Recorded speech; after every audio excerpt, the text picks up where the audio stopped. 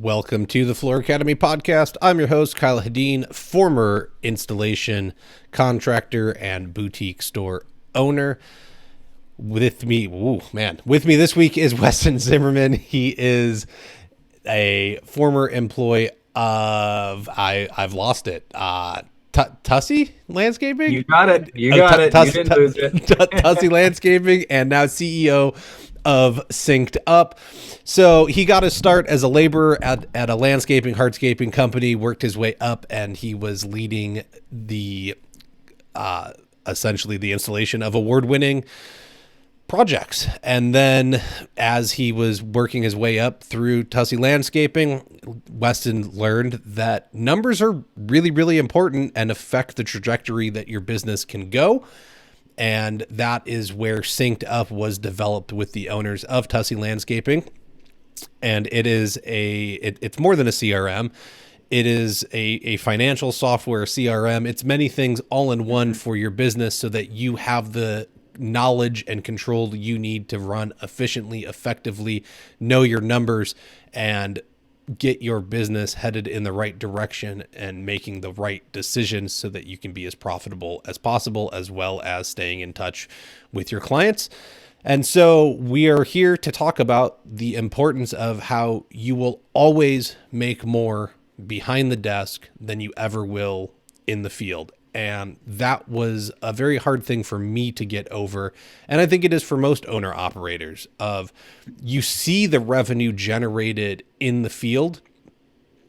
And so you think that's where your money comes from.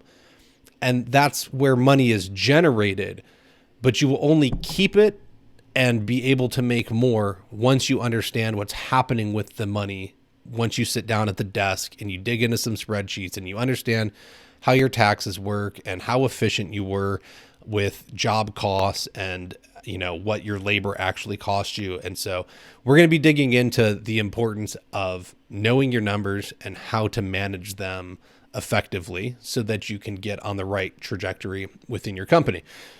That's why we're here. That's what Floor Academy does. Every week we are digging into business topics that matter so that you can get a lifestyle lift and go from owning a job to owning a business that hopefully can pass the fishing test. And you can leave for a couple of days and it will continue to make money without you while you're out enjoying time with your family, yourself, whatever your interest may have you doing. Make sure you subscribe, leave a review. That's a big help, and it gets this in front of other people that need this information. Tell a friend when you're at the supply house for me, when you're in line, you know, there's a guy, a gal behind you. Ask them how they're doing. And if it's helping you, then you know it'll help them. And when we help the industry as a whole, it helps everybody raise the bar, and then, you know, a rising tide lifts all boats. That's what we're looking for. You can check out flooracademypod.com. We got a shop over there. If you want to pick up a shirt or something, you can learn more about our mastermind groups where we get 5 business owners into focus groups with goal setting and accountability so that we move your businesses forward that way. There's also some free resources available in the file section. And of course, you can help support the show over at patreon.com/Floor Academy. And even $5 a month goes a long way in helping this content to continue to be created. That's almost enough out of me. We've got a quick word from Kronos Software, and then we will have Weston introduce himself. If your flooring business is giving you headaches, Kronos is the remedy you need. Kronos Flooring Business Manager is an easy-to-use and affordable solution that simplifies and streamlines your business operations, managing everything from leads and inventory to scheduling installations all in one user-friendly platform. What sets Kronos apart is its comprehensive suite of features, ease of navigation, and full integration with QuickBooks. Don't let your business be a headache. Choose Kronos for a smoother, headache-free business management experience. Visit kronosoft.com/academy today to schedule a demo. That's KRONUSSOFT.com/academy. Kronos, fast relief to your flooring business headaches. And if you missed the link, it is in the show notes. Now that's enough out of me. Weston, welcome to the show. Who are you? What do you do? And why do you do it? Well, thanks for having me on, Kyle.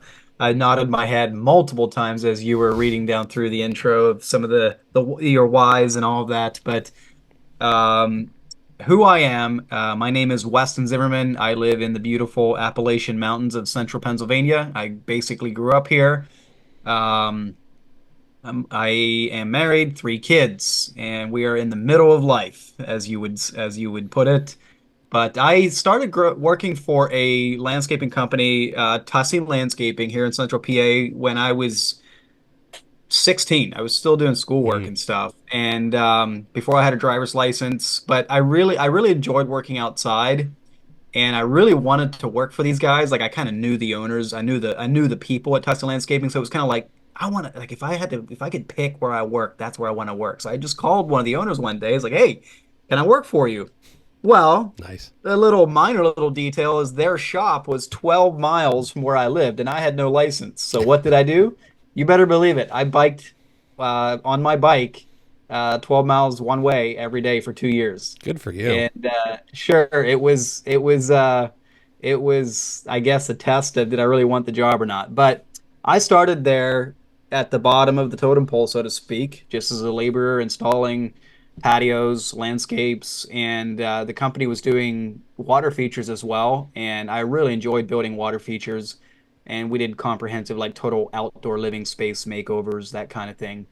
And I really took a liking to the water feature side of it. I love the creativity, and the company sent me to Aquascape, which is a manufacturer of pond building, water feature building products, to their event out in Chicago every year. And that's where I started getting a lot of my interests in professional development, business Hmm. development, and, because there was a lot of networking with other businesses. Yes. And every year they gave away an award called Artist of the Year, which was they're basically the most coveted award, and is based on artistic water feature creation. So Okay. I really wanted to win that thing, with the Tussey Landscaping team, and so we pursued that thing hard for I don't know 5 6 years, and wouldn't you know it, we actually got it in 2017, which kind of put us on the map, so to speak, in that water feature building network of contractors. And and that's also where we got recommendations from other contractors on, hey, what software are you using? What software are Hmm. you using for this? And because at the time we were completely on paper. Got And it. I wanted to get off of paper. I was working my way up through the team, and I was beginning to run all the service work. Then eventually I was running installation crews, and it was your traditional business of, I don't know if you ever read the E-Myth book, Hmm. where it talks about the technician versus the entrepreneur versus, I think, what's the manager? Is that the third one? And anyway, the whole thing is like having to build systems. And so we were that business through and through. We needed systems. We needed to get off of Okay. paper. And we were, fighting and struggling to make more money. Uh, and what we were learning, kind of like what you alluded to, or what you were saying in the beginning here, it's not who works the hardest that wins. We were, I would say, we were working incredibly hard, but barely making money in some of those earlier years. We were Yeah. sub $1 million contractor business. So anyway, the owner of the business went down a long rabbit trail of pursuing how do we get our numbers right? How do we price our jobs correctly? How do we recover our overhead? What happens when I buy a new truck? What happens when fuel jumps $1 a gallon in a matter of months, and suddenly you're spending way more money than you ever thought on costs, to Hmm. run your business? And so wouldn't you there was a some of you may have heard of him. He was popular in the contractor space. Charles Vanderkoy. He's not living anymore, but he developed this methodology called MORS, or multiple overhead recovery system. And so a lot of business consultants kind of picked up on that methodology. Some early softwares even started kind of encoding that methodology into a software. And that's where we stumbled across the first software that I'm aware of that did that multiple overhead recovery system on the market, which we used for a number of years. But it was strong. While it was strong on the budgeting and estimating and overhead recovery, it was not very strong out in the field operations, like getting Okay. information to the crews and what's the schedule and clocking time and all of that stuff. And so we were in a scenario of running multiple different softwares all at the same time, which to try to get something that worked well in the field, get something that worked well in budgeting and estimating. And really what ended up happening is um, it was just crushing under its own weight, you know. And that's where I came home from work one day in the middle of this scenario, and my dad had a telecommunications business that he had sold and was now working for the business that bought him. And I came home from work one day and he was clicking around on his laptop on the back patio one evening after dinner. And I was like, hey, I was curious, like, what are you working on? You know, and he was showing me, oh, we're testing a software project. And I was like, you mean you're just telling the engineers what you want to build and then they're building it? And it's like, yep, that's what we're doing. So it sounded so gloriously simple, right? And so that's where the light bulb went off. That was where I was like, dude, like, why are we fumbling around with three, four, five different products that do really one business function, estimate and track jobs correctly Hmm. and automate all the numbers? So we started down a path, and full disclosure, and that was probably one of the more naive light bulb ideas I had because I had no idea what we were signing up for. Hmm. Hmm. But I went on a mission to convince the owners of the company. I was still not an owner. I was just never had been an owner of Tussey Landscaping. I was just an employee for 15 years, and I went on a mission to convince them, like, dude, let's solve this issue. Like, let's build a product. And believe it or not, because I didn't have any money, but they were like, sure. They signed up for it, and I don't think any of us knew what we were signing up for, but for better or for worse, we started. Okay. And fast forward, that was probably 7 years ago now. Fast forward to today, we have a software as a service product, which is focusing on helping contractors automate all of this perplexing stuff about what should my rates be? How do I recover my overhead? And budgeting, estimating, sending proposals out to clients, getting them to do digital signatures and payments. And then it also does the field operations side, the Okay. production of scheduling the work. There's a mobile app where the team can see their schedule, have all the job details at their fingertips, all the photos at their fingertips, and then they're tracking their time and consumption of materials and that kind of thing in the app, which is being collected in real time so that you can do the ultimate, what everybody wants to do, but few ever get the system stood up to do it, which Hmm. is job costing, comparing estimated labor versus actual labor, estimated Yeah. material expenses versus actual material expenses on every single job. And in Synked you can do it in real time, and it allows them to really, what it does is it will make it so that you're not repeating the same mistakes over and over and over again, which comes back to it's not who works the hardest that wins, Yeah. and employing all of these practices in custom landscaping over the last number of years has turned it from we hope we can make a profit to, no, we make a profit every year. Well, that's the And- scary thought right there, right? yeah. I know a lot of people that operate in that space of, I hope I end up making money on this project, or they know that they'll end up with, enough to make the bills at the end of the week. Yeah. And I've got a feeling, I don't hang out in the landscaping, hardscaping groups on Facebook, but I'm assuming after your venture to multiple shows and being more involved in the industry and whatnot, you've probably found some online forums. And so I got to ask, Yeah. did the contractors over there do the same thing where they come on and they say, hey, I've got to install this like brick wall, or I'm going to put in this pond. How much should I charge, or what's the going Oh, rate? it's constant. I literally like, okay, so after we built SynkedUP, and because the kind of what had happened there was the epiphany that the struggles we were having at Tussey Landscaping were not unique to us. They were Exactly. industry-wide problems, right? And it was really the E-Myth and the book called Simple Numbers all mashed together. Those were the problems we were trying to solve.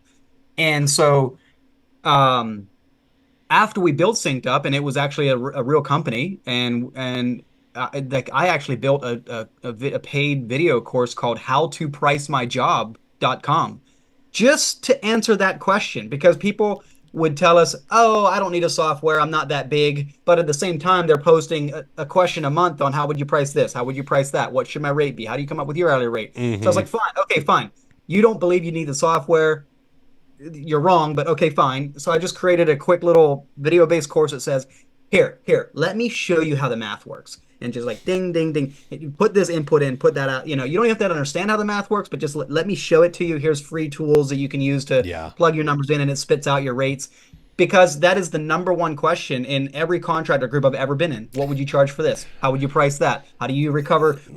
I got a new truck. How should that impact my rates? And it's Blows like, my mind. I yeah, don't get it. Like, come, folks, we got to understand the basics of our numbers here, and that's the beginning of this discussion. That's why I titled this "You'll Make More Behind the Desk," yeah. because if you don't understand what's happening on paper in front of you, and you don't spend those at most a couple hours a week, it probably doesn't even take that long once you get it under control. No, Then that's the you're beautiful never thing. going to It make any doesn't, money. yeah, it doesn't take that long. Like it's literally just like today, 30 years ago, this stuff was like you had to reinvent the wheel every time. Today, you can literally buy products or even use some free stuff. Like we have free budgeting tools, we have a whole bunch, Mm-hmm. we have a whole suite of free tools.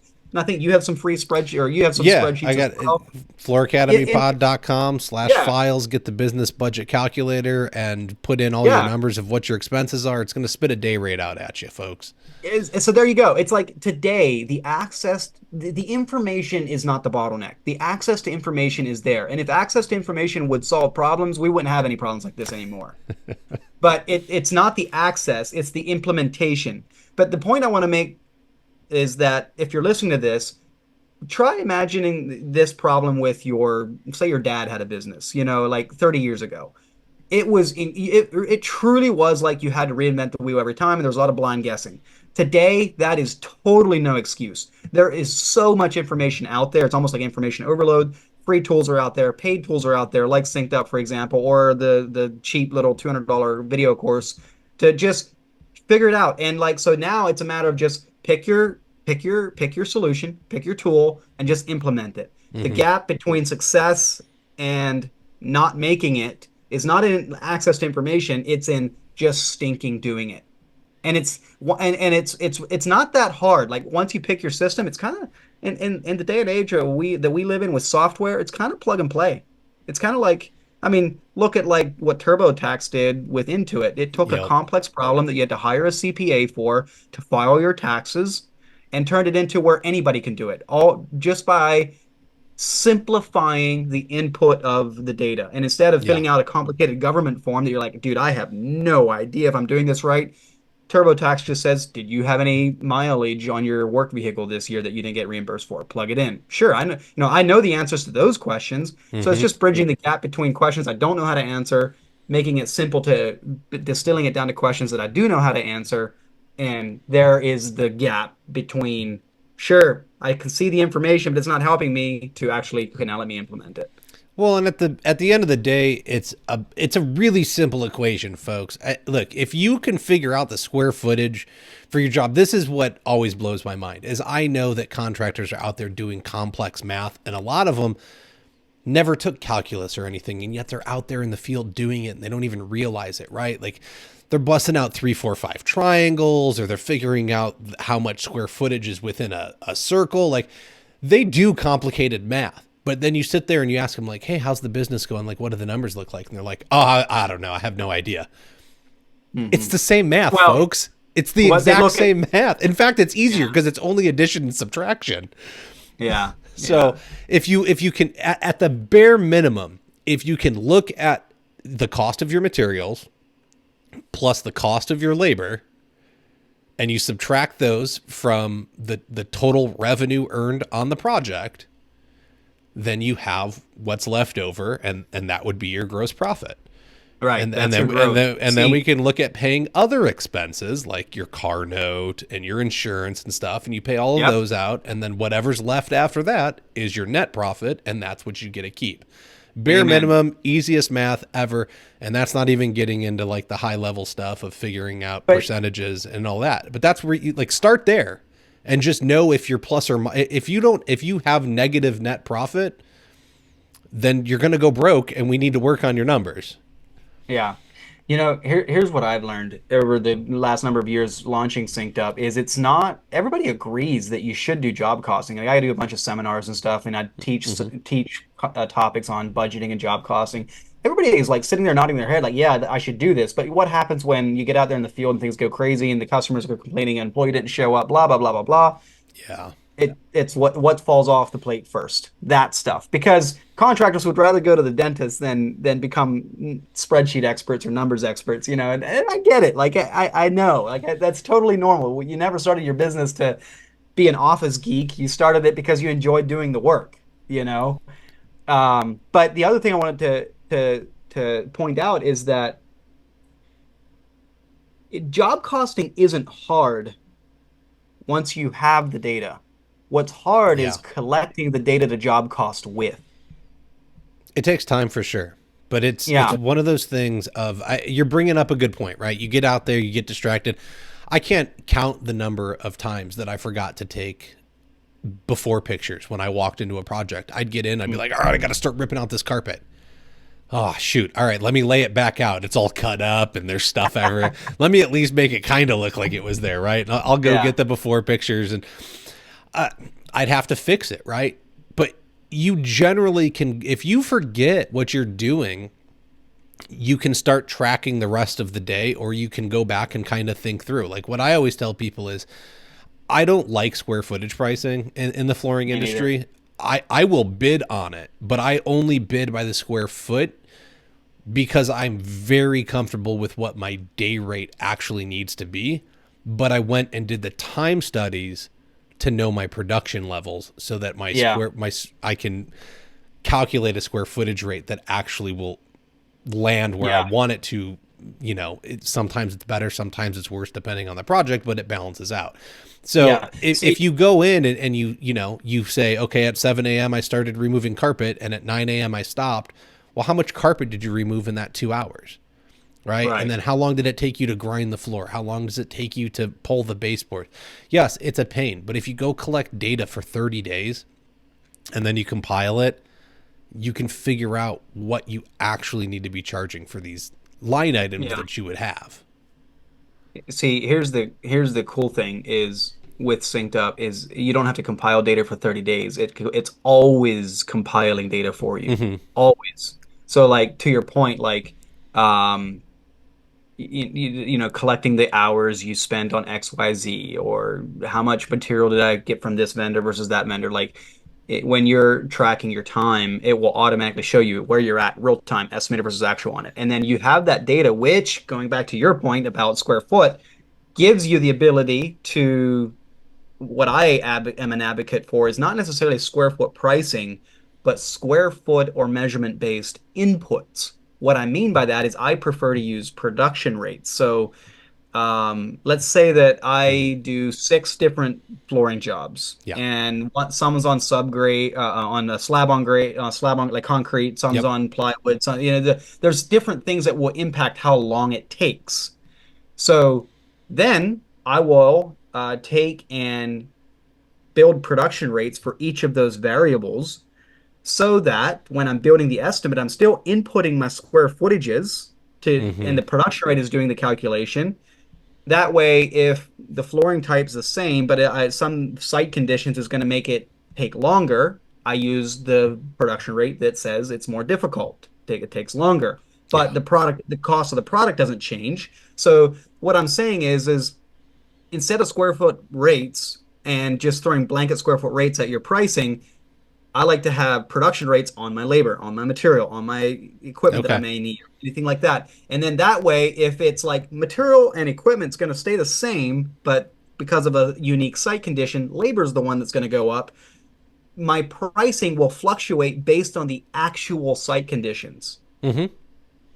That So makes sense. production rates, yeah, production rates, and so what it does is production rates and templates give you the ability to still have the simplicity of measurement-based inputs, but your pricing is always right. What happens if flooring goes up 5%? Now you have to go recalculate your square foot pricing. With production rates and templates, you don't have to think. It's just Mm-hmm. always in Mm-hmm. sync with your pricing. And it's all like if flooring goes up or if labor goes up or if one goes down, the pricing is always linked to the actual numbers instead of like, hey, in January I sat down and I figured it all out. By the time I get to May, there's probably things that have changed to the point where that square foot price is not as accurate as it was. And so either you are constantly refiguring out your square foot price, or you do production rate based inputs, and then it's always in sync to real time data. No, that makes sense. I mean, but I'm assuming your software at least is, as the people put in hours, it's tracking that stuff, right? And so they can log into the app that you have, and Yeah. hey, I'm doing this, and then I'm doing that, and Yep. look, low level, entry level for the guys and gals that don't have fancy software. I You're building the spreadsheet that's working behind the scenes Yeah. that Weston has built into a program, right? That's all that's really happening. And I think the big thing here, and we talked about this before the episode, was that I know a lot of this sounds like, oh my gosh, I don't know how to work Excel. Look, I Yeah. barely know how to work Excel. I can make it do basic math at best. And beyond that, I need help. And so Yeah. the big thing is owner operators are always like, well, I own the company. I have to leave the field. I have to do this. Bullshit. I'm calling bullshit. Stop thinking you have to do everything. All right. That's where the company starts, but that's not where it has to end. If you don't want to run numbers, you don't have to. In fact, if you don't want to install, you don't have to. Although I know you're an artist and you love it and you're passionate and that's really where you want to be. So hire the person that can do the office work. You don't Hmm. have to hire the person that can install and then you go run the office and be miserable. I'm really Yeah. sick of hearing that everyone wants to do that. Because if you can't, you're all struggling with your businesses that you want to grow because you say you can't find a good installer and you don't trust them. Can you find a good office employee and trust them? I think this is more of a trust issue than it is finding a reliable person issue at the heart of it. But that's another conversation. At the Yeah. end of the day, hire the person and put them in the position to do the thing you hate, and that's the best way to build your business. Well, yeah, I mean it's as the owner of the business, you have the luxury of picking where you want to spend your time. And the sooner you can break through the glass imaginary ceiling of I've got to do everything if I want it done right, the sooner you can break through that, the better. And then you get to pick where you spend your time. I mean, I know a lot of owner operators tend to work their way out of the field and into the office. And some owner operators, that's what they want to do. That's where they do want to spend their time. Their passion is not in the actual work out in the Mm-hmm. field. But there's others like Steve, where I worked at Tussey Landscaping, the owner of Tussey Landscaping, he loved the field. He hated the office. To this day, I don't think he knows how to run spreadsheets, but today he also funded a software startup, you know? So, but the point is he hired people around him, to your point, that he trusted, that solved these financial numbers problems for him, solved these, he's not a marketer, but he has people that market for him and do a good job at it. So the point is the sooner you can get to a point where it's who, not how, There you the go. better off you'll be. And the that's a leadership thing. That's a professional and personal development thing. That's a mindset thing. It's not a 2 + 2 = 4. I got to figure out how to run a spreadsheet. Like what I mean is, sure, you're one man show, two, 3 man show, you're hustling and you're using free tools like what or pre-built template tools. That's awesome. But the sooner you can get to who instead of you figuring out how, and I'm preaching to myself because this is stuff that I have to do every day as I'm well. with you. The faster you'll be able to build the life that you want to build. I, And yeah. we got to be listening to the same people because who'd it come from? Is that from Dan Kennedy? And then I'm listening to I can't think of his name. He does More Cheese Less Whiskers podcast, and he does I Love Marketing. Mm. I can't think of it, but anyways, that was his thing. He was like, stop asking how you can get something done, because when you ask yourself how, right, this is the brilliance of what Weston said, folks. If you're asking how, then you're looking at how do I solve that? How can I get this done? When you ask who can get this done, now we're looking for someone else to go do it for us, and they'll know the how, right? So if you need to figure out your numbers, well, how do I do my taxes? I don't want to figure that out. I don't care how to do the taxes. Who can do my taxes? Well, I can go hire a Exactly. CPA, right? That's going to cost me a little bit of money. And then everyone's like, oh my gosh, it's $1,000. Yeah, but how long, if it would have taken you 20 hours to do the taxes, what's your time worth?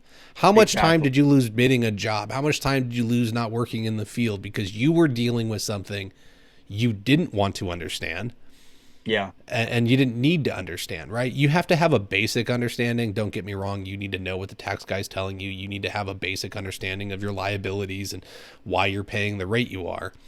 But you don't actually have to know how to file it and what each deduction does. You just have to know they exist. Yeah. It's their job is to come back to you with the information so that you can make the decisions. Yes. It's not like you have to understand how the beef is how the soup is made. Um, and I do like so on this how and who thing, Mm-hmm. it is true that when you first start, you do need to know the how because you don't have the money yet to hire the who. And so there is a gradient where you're doing everything and it's all about the how, but then you start peeling things off and it starts becoming the who. But where it's sad is when someone, an owner, just can't quite let go. Mm-hmm. And what will happen, and I feel this in areas of my own life. I'm just being totally transparent. This is a real battle for everybody. Nobody's exempt from this. But what will happen is like what I have seen in the owner operator world, contractor world, is that somewhere between 750K to tops 2 million. Usually it's more around the 1 million mark. Yep. If all you are focused on is the how, you will run into a ceiling. You are the bottleneck in your own business, and there's not enough of hours in the day for you to do more or to grow the business. You just can't because you're doing everything. But what happens is if you can transition the how to who angle, then you can leverage so much more effectively and actually continue to grow because the owner operator is no longer the bottleneck. Um, Yeah. and this world is full of contractors that are owner operator bottlenecked, and it's it can be okay. I know plenty of businesses that are like, I don't want to grow any bigger than this. I just want to be profitable where I'm at. That is perfectly fine. But Mm-hmm. if you're gonna do that, know this. If you have a business where it's a how business, you're the one doing everything, it's not worth anything, meaning you won't be able to sell anything other than the assets, the equipment when you're done. And that is something you do need to think about. I don't care if you just started your business. Mm-hmm. What is your vision? What is your outcome? But if you build a business that has a team of who's, that's a sellable business. If the business Definitely. can run without you, that's a sellable business, and that can be an asset that you're building. But if you are running a how business, meaning hey, I just want to be an owner operator, a team of 3 to 10 people. I don't want to do, I'm not looking to build a team that can run the business without me. That's perfectly fine. It's a way to do it. Just know that that business has got to crank the cash out more than just what you need to live on, more than what you need to pay off your house, but also enough to produce and to buy assets so that when you're done working, you're not penny. You have no, it's not like you have no more income. I feel like I'm listening to myself over here. This is amazing. No, it's good to know. Like somebody, like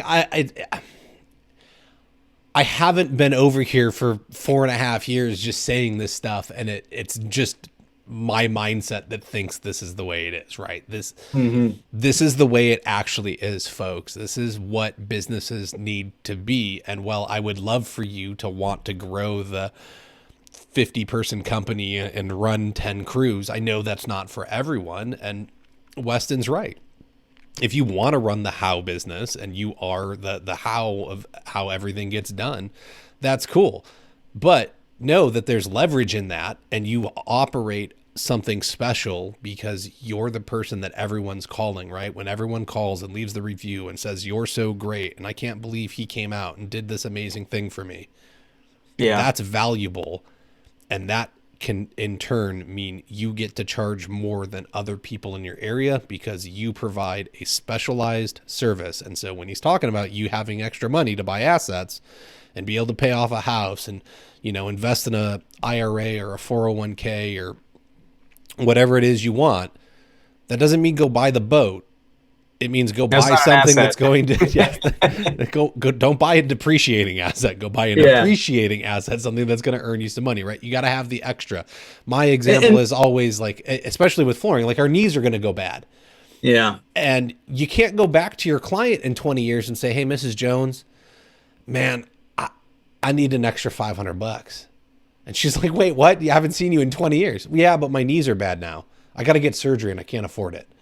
You can't do that. So you have to charge enough for the knee surgery now. You have to charge enough to have your retirement now. And I want to hear what you have to say, Weston. I got to stop us for 1 minute and we'll get right back into this. So we got a quick word from Johns Manville. The rumors are true. GoBoard Pro is available and approved for steam showers. Excuse me. GoBoard Pro was developed with pro contractors' ease of project workflow in mind. Panels sized at 48 by 64 inches I can't read today, will limit waste on your project. They'll require less seams, meaning less sealant is needed. And best of all, you can space those beautiful blue GoBoard spacers out to 12 inches without requiring washers. Visit www.jm.com/GoBoard for all the product details and to learn about their other products, such as their drain. We got the GoBoard wedges. And you know what? Everybody thinks there's only like 1/2-inch GoBoard. That's not true. If you ask your distributor, you can get like 2-inch GoBoard and you can start building yourself some benches and stuff in your showers as well. So go check out what they have available over at jm.com/GoBoard. All right, Weston, sorry. Let's continue. So, we're talking about this how thing and why it's so important to not, you can be the how and you can make money from Yeah. it, but you actually have to understand how to make the money and what to do with it. Yeah. Yeah. I really enjoy following Dan Martell. A lot of these principles, these little one-liners I pick up on him. And one of the one-liners from him, and one of the one-liners that I really like that he has is like transformational versus transactional leadership. Transactional is the one where it's like I tell you what to do, I check your work, and I tell you what to do next. Tell, check next. Tell, check next. Mm, And that's the one where it's all how. Like you are the bottleneck. Like after having a team of 10, maybe max 12, 15 people, you literally don't have enough more hours in the day to tell more people what to do. All you're doing is tell, check next. mm-hmm. Versus transformational leadership, which is outcome oriented. Instead of me telling you what to do, we agree on an outcome. I tell you what the outcome is. Like, let's pretend that I want to go to the top. We as a company want to go to the top of that mountain. The outcome is we are standing on top of the mountain. We agree on the outcome. And now the question is, what do you need from me to make that happen? Do you need money? Do you need people? Do you need Mm-hmm. training? What do you need? Tools? What do you need? Cool. How are we going to measure our progress? Maybe we, in this mountain analogy, will say elevation gained, right?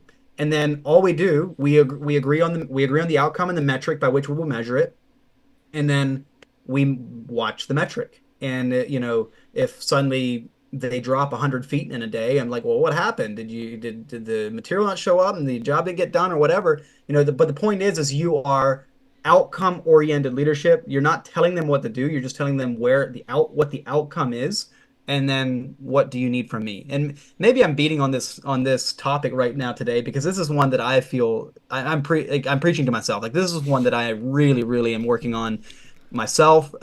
We have a team of 12 people. We're hiring three more this year ish. Nice. And I'm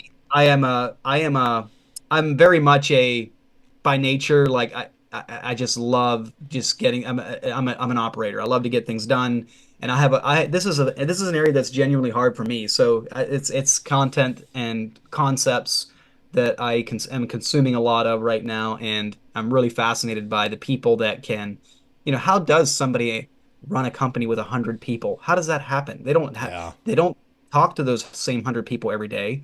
But anyway, N- transformational versus transactional leadership.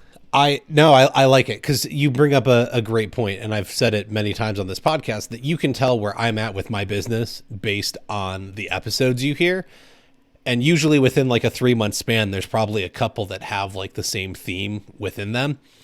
And one thing I heard long ago, and you kind of mentioned it, was that you're like, I'm preaching to myself here. Like, I need to hear this stuff. You'll Yeah, talk about what you need to be doing. You become really passionate about something usually, and it's yeah, generally the thing that you need to be working on. yeah, And so that just means you're researching it, you're working your way through it, you're talking about it, you're trying to figure it all out. And I think that's brilliant, right? Like at least recognizing it and knowing where you're at is going to let you move forward. You brought up another 100%. point of that 750 to like $1 million range, and having to make a transition. And one of my former clients, Matt Garcia, is an amazing hardwood floors craftsman and runs a business in not San Antonio. Why can't I think of it? Small town in Texas. But so he was at that range. He was stuck at 750K for 2 years. And then through working in the mastermind groups and doing stuff on his own, he hit that over $1 million mark. But the big change was he had to let go, step back, and it took 2 years essentially to develop the systems and processes to hold the team accountable. Of him saying, "Hey, I need you to be able to go do this," and then him realizing, okay, they need these tools to do it, just like what you just said. And that was all the difference in the world to get him moving forward, and that they were able to achieve a higher revenue, they were able to pay out more and retain more money. Yep, It's into yep. their own coffers. So it's You know, it's no lie. a lot of what we're talking about here, the book called E-Myth kind of talks about. Mm-hmm. And if you've never read it and you own your own business, you should 1000% read it. I don't care if you haven't read a book since school. You should get it on audio book or Yes. something. Like you should read that book because how can a 16-year-old kid run a McDonald's? How's that possible? Well, It's yeah, just, it's oh god, it's funny. systems and processes. You use the same And examples as I do. That's so great. and and we didn't talk before this, by the way. No. I didn't, but anyway. But like systems and processes are the keys out of the entrepreneurial prison. If you feel like your business owns you instead of you owning the business, then focusing some energy on building systems and processes for the people that work with you not only will make them happier because now they stinking know what they're supposed to do versus like how's he feeling today or how's she what am I going to get given today yeah, it's like you figure out systems and processes so that it can be done the same way every time, get the correct outcome every time. And what we were touching on earlier about templates and production rates, building templates and production rates for your estimating system is it's like doing brain surgery on the owner operator's head that bids every job, pulling all that information out of your head that you just know innately from doing it for 10, 20 years and turning it into a system and process that a brand new kid off the streets can do and come out with Mm-hmm. the same number as you. How do you do that? Instead of saying, "Hey, how long would that job take?" About 3 days. How do you know that? I just do. Fine, take that 3 days, but throw one other number beside it. How many square foot was that? Okay, cool. Divide the 3 days by the square foot. Bam, there's my production rate. Now, codify that production rate into a software or spreadsheet. Now Mm-hmm. you have a repeatable system and process. Now the input is the square footage, not the about 3 days. The input is the measurement, and you get the outcome. And what I want to loop back to this how thing for just a Yeah. second. If this whole thing seems totally overwhelming to you, and you feel like we're talking Greek, well, you can distill it down. You can distill these principles down into pretty much three action items: build a budget, track your time, build production rates and templates for your estimating. Those three things. If you build a budget and you track your time, meaning tracking how long things are taking you, that's because most contractors don't usually struggle on materials. There's not often that there's Yeah. big miscalculations on material because it's a very in out. It's a very simple calculation. Um, so it's usually the labor where I thought it was going to be a 3-day job. It took 5 days. Yep. That's usually where things. So if you build a budget, and what building a budget will give you is exactly to the penny what you have to charge per hour or per day to run your business. Because knowing gross profit and net profit is two very big different things. If we do the very simple analogy like what you said of the revenue for the job, take out your material and labor costs, and you have your gross profit. That's cool. But I know companies that make a 50% gross profit that make zero net. And it's Mm-hmm. because they're overhead heavy, but they don't know it. Yeah. And budgeting will inform you and fix that problem of, hey, I'm making 50% gross profit. Why don't I have any money in the bank account? It will fix that problem for you. And tracking time will alert you. Tracking time is essentially the behavior you have to do to job costs, which will alert you when you are missing the mark on your estimates, like Mm-hmm. estimated versus actual. And not job costing on your jobs. It does feel like this thing that, I don't need another task in the office to do. I get that. But not job costing is suicide Oh yeah. because it is like it's like I don't know if you shoot guns or whatever, but if let's say you take a gun to a shooting range and you settle the thing on the sandbags and you put the crosshairs right on the bullseye, everything's perfect. You squeeze off a perfect shot, but you never look where you hit. You chamber another round and you squeeze off another shot, and you never look where you hit. Yeah. You could be completely missing the target, but you don't know it. You'll waste your ammo. Meaning, building an estimate is like squeezing off a shot. If you never look where that estimate hit, it's suicide. And which comes back to the thing we said earlier about it's not who works the hardest that wins. You have to know if you're going right and wrong. If you don't do this, I'll tell you what will happen. If you don't do this, your first indication of trouble is I processed more revenue than I ever processed in my life, but there's no money in the bank account. It's cash flow.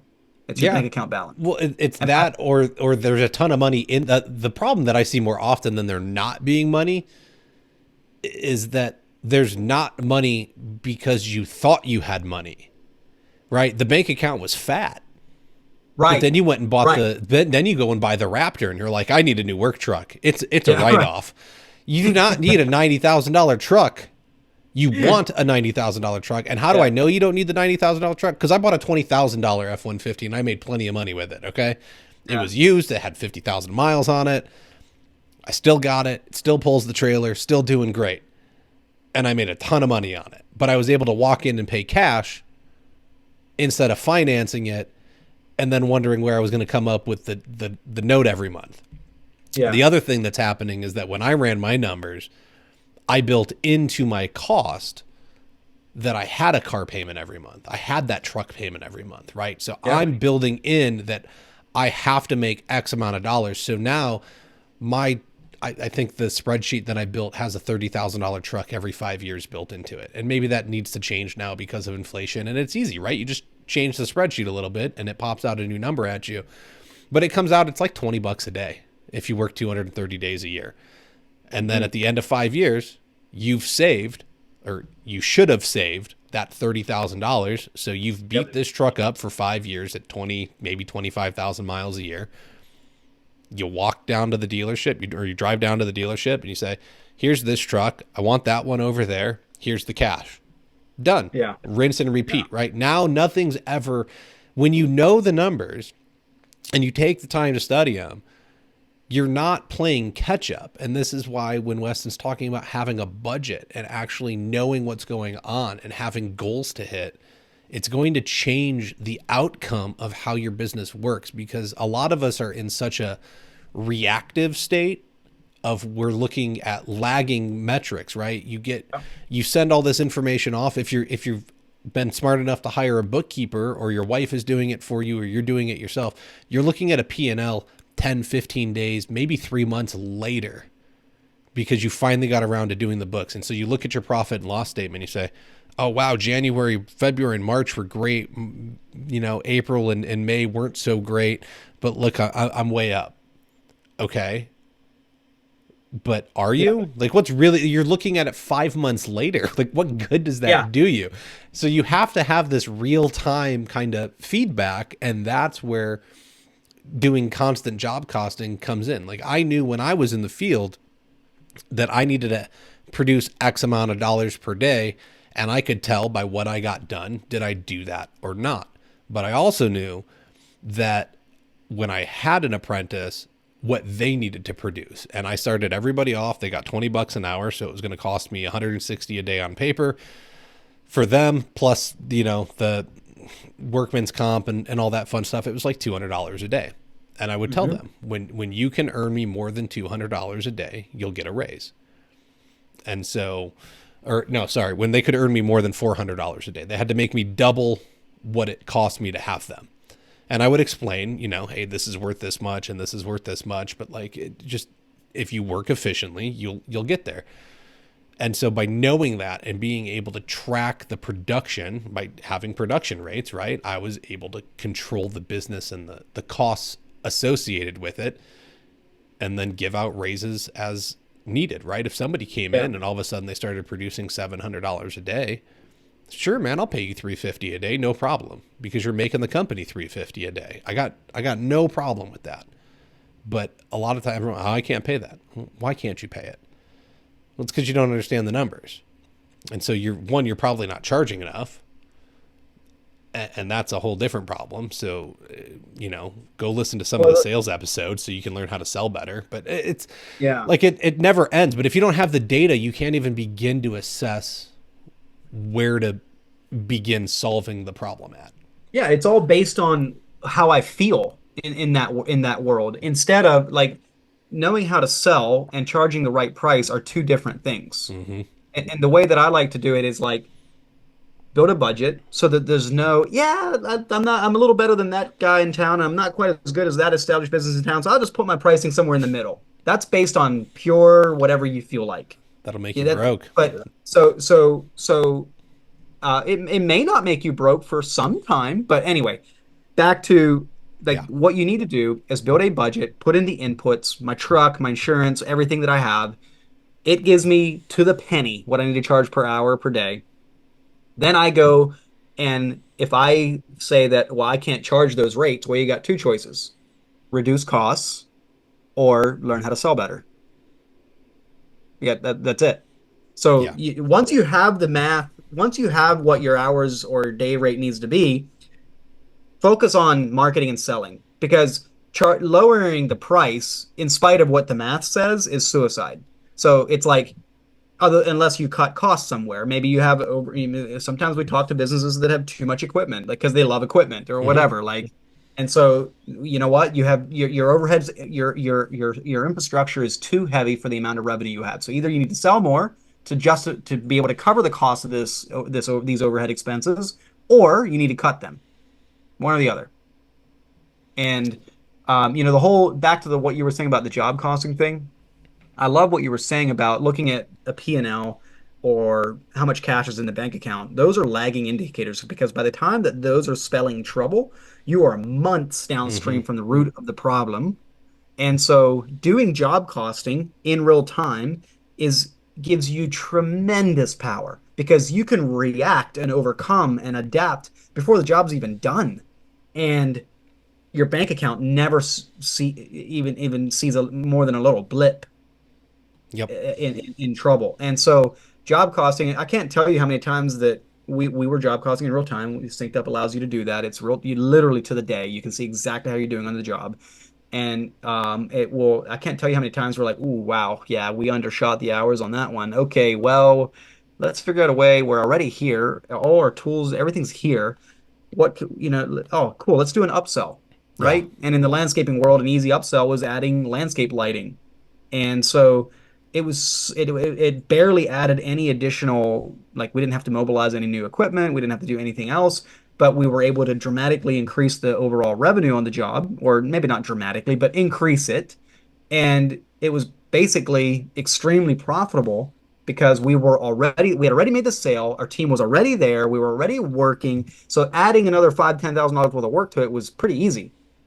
And it was such an easy way you could react in real time and lessen the blow of the estimating mistake or Hmm. the production mistake. Because sometimes it's not when you do not make when you budgeted for a 10 or 20% net profit, but you only made three, Yeah. it could be an estimating problem. I definitely see that one happen where owner operators keep on complaining that their guys can't work as fast as they can. I don't care. Just bid for whatever, however fast you can get it Yeah. done and train better, you know? So sometimes it can be an estimating problem. Sometimes it is a production problem. And I'll tell you a story. Like when I was at Tussey Landscaping, I was running a crew. Um, Back before we had synced up, back before we had real-time job costing, we were job costing on paper and on spreadsheets. Like we would Okay. take the time to do it, right? But it would take a long time. Meaning, I, as the foreman, would go out there and get a job done. I would be high-fiving my team. It looked awesome.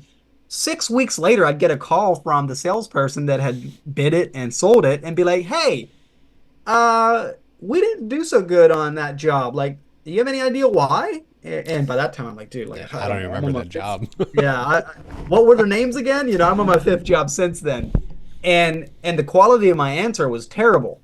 But when we had synced up, the script completely flipped because we had real-time job costing, and I, as the foreman, would be like, dude, we're not gonna make it. Like, we're not gonna hit it. So the job might have been half done, and I was calling the salesperson saying, "Hey, just so you know, we're not going to make hours on this job, and here's why I think that is. A, we just flat out didn't have enough of hours in the job, or B, don't worry about it. It was an anomaly. Materials didn't show up on time. The weather was terrible. The client's being really difficult. Whatever." Hmm. Hmm. But the point is you're trying to decide, do I need to change something in my estimating practices, or is it taking us longer because we have a less experienced crew?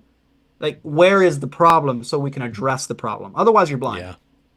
No, for sure. I think that's something too. Is a lot of times guys get caught up in not wanting to hire an apprentice. Right? I can do it better on my own. I don't want to hire somebody. They're going to slow me down.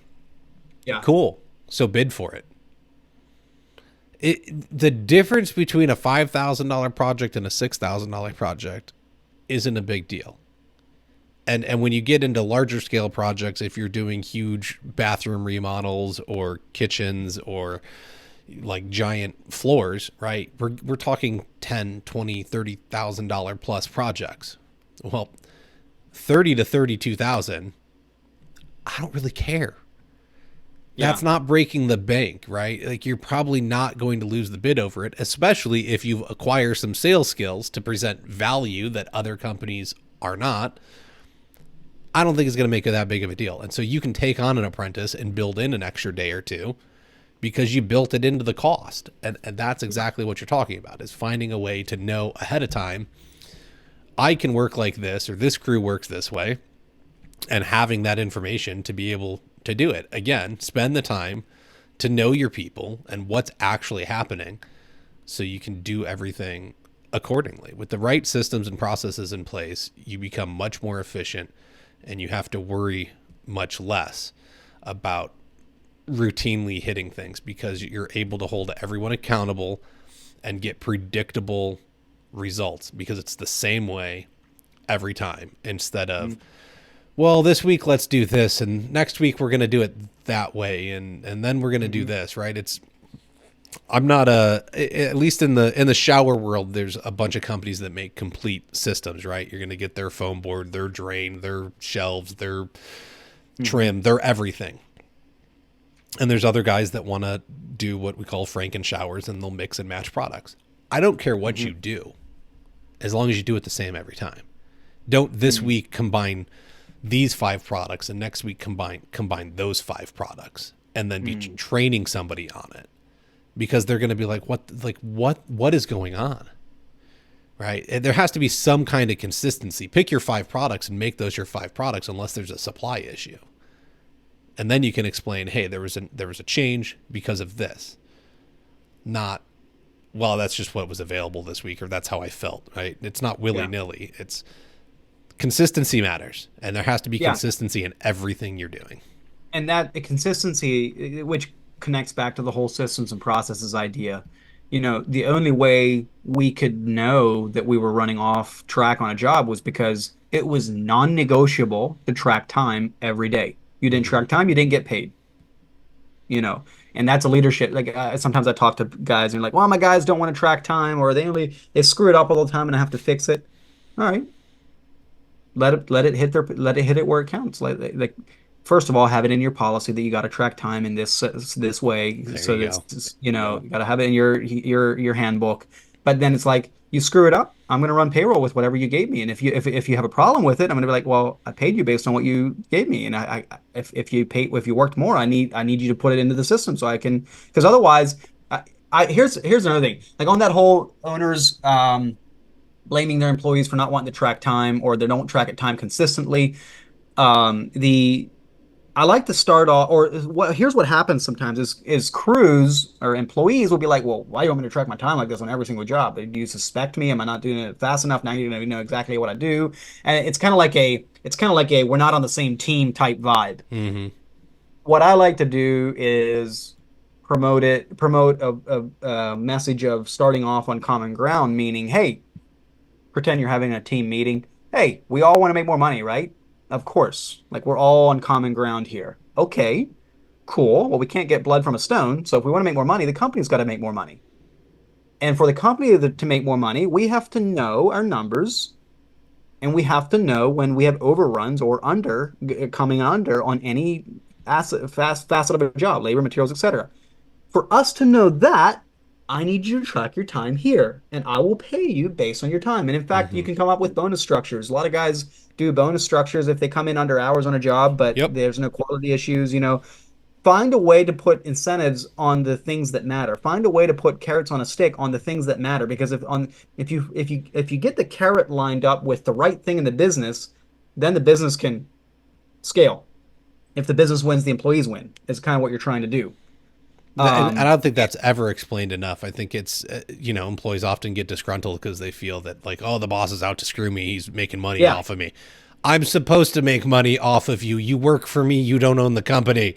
Like, but there's nothing wrong with that as long as it's fair, right? And fair is in the eye of right. the beholder. That's my big saying, right? But again, like, if it's explained that this is how this system works, you go out, you do X for me, it produces Y. If you can go find a way to make your X bigger, then your Y is bigger, but that makes my X and Y bigger.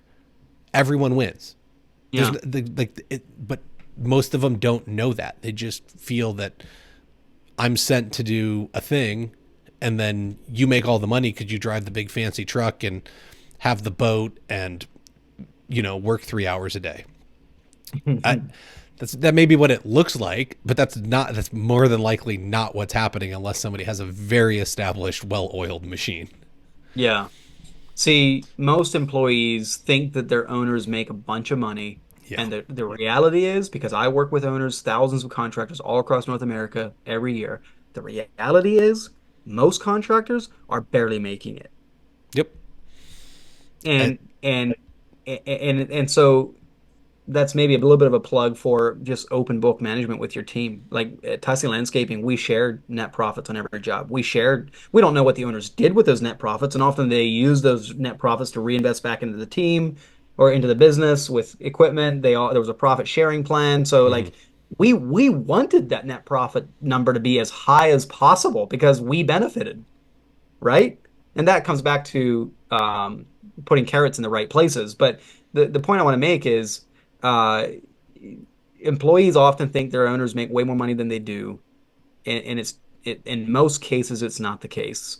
And that's why I'm a fan of open book and putting carrot. Ask the employees for ideas on where we can put the carrots for incentives in a way that both the company and the employees win. Like Yes. getting their input will just promote opt-in, buy-in, and support for the program instead of feeling top down. This is what my boss is making me do. Well, they get ownership. They get a say in the company at that point, and that's Yeah, what's going to really help. Is now you're valuing them beyond you can go produce X for me. yeah, You're part of the team. You're helping make the decisions. You're controlling. You have some control over the trajectory of the company, and yep, you're a vital part of its success. And that's a different. That's not how companies were run. And I think that that could turn into a whole nother discussion of there's many companies right now that the owners were came up under a system from the greatest generation and the baby boomers of it was like shut up and do as I say, not as I do. And it was not a productive environment, and kind of trying to switch to this new management era of it's not even like embracing people and giving them their like your safe space to go cry in a corner. And it's not being gentle, it's just understanding and appreciating people for who they are and actually valuing them and understanding that people will be your success. Like if Yeah. you don't invest in the people around you, then you're not going to have anything because they're not going to want to invest in the thing you're giving them. So it's a softer approach, but it's not a bad approach. It's not wrong. It's just Yeah. embracing If you people. if you can figure out how to make it a win-win, that I'd say, kind of the example you were sharing, the boomer generation, there was maybe less emphasis on win-win. But if you can figure out how to make a win-win, many benefits will happen. Like it'll be much easier to build a business that doesn't need you to run it every single day of the week. It'll be the fishing test, like what you said earlier. It'll be easier to your team will be the morale will be better, the culture will be better because your team is buy-in. Like there's just so many benefits to we're trying to craft the way your business runs in a win-win manner. And like back to Dan Martell, one of his favorite Mhm. things to say is, I want to figure out what your 5-year goal is because many people don't even stop to think, where do you want to be in 5 years? What do you want to be making? What do you want to be driving? What house do you want to be living in? What is your 5-year goal? And then my goal as the owner of the business is to make that Mhm. come true. Yes. Invest in them. Again, it's about Yeah. if you're not going to leave somebody better than you found them, then don't hire employees. Yeah. I don't care if you want to leave, right? If I hire you and you tell me in 5 years you want to become some like NASA scientist, cool, man. What can I do while you're here to help you reach that goal? Yeah. How do I make you Exactly. better? Like you'll be more valuable to me while you're here, and you'll be more valuable to society because I helped you achieve a greater thing. Yeah. Sounds like a good, that's just great all around. Yep. So I'm gonna cut us off, man. I'm sorry. I think we could probably go for hours and hours, and I've thoroughly enjoyed this, and I think we'll have to do it again in the future. Yeah. But we've kind of come full circle, I feel, and we've Yeah. come to a good spot to kind of stop. So, is there anything last minute that you would like to add to the discussion? If so, go ahead and do that, and then Well, go ahead and yeah. feel free to plug all of your things. Where do people find you and all of that? Sure. Well, what I would what I want to leave everybody with as they think about everything we talked about is I want everyone to know that again, there is free access to tools to implement this information. Like on SynkedUP's website, which I'm sure you can put the links in the show notes, we have a whole suite of free tools where you can build a budget, you can price a job, you can calculate your man-hour rate. Like there's these little cool little online calculators. Like picture like you Google a car payment calculator. It's a little bit like that, right? Mm-hmm. So those are all free to use on our website. And you can even book a free budget consultation where we will look over your shoulder and help you build your budget for free. Like, so these resources are out there. I just want to make sure that everybody that's feeling overwhelmed about it knows it's there. Um, we also have a that course that I built just to answer that Facebook question of how would you charge, what would you charge? It's just howtopricemyjob.com is where you can find that. And then, of course, we have SynkedUP, which is a software to really just systematize all this stuff that we've been talking about, so you don't have to reinvent the wheel. Like, take the years of learning the hard way from other people and just take the finished product and plug it into your business, man. Like, I don't care what you use, just make sure that you are in some form or fashion in your business budgeting. Define your correct rates based on math, not what you think, not what you feel, how you feel, and job costing. So you know when you're missing the target before you chamber another round. And one thing I'll plug is we have an annual event we call the Contractor Summit. This year it's going to be in Dayton, Ohio. We got some pretty cool speakers coming in, some motivational speakers, and we have a really cool speaker, Greg Crabtree. I don't know if that name means anything to you, but he wrote the book called Simple Numbers, which goes really deep into the kind of stuff that we've been talking about. So he's going to be there. And if you just Google the Synked Up Contractor Summit, you'll find it. You can register. It's October 3rd and 4th in Dayton, Ohio, and we're in the middle of planning, gearing up for that. Can't wait to put on, and this will be the fourth or fifth Nice. one we're doing now. So yeah, really looking forward to it. Very cool.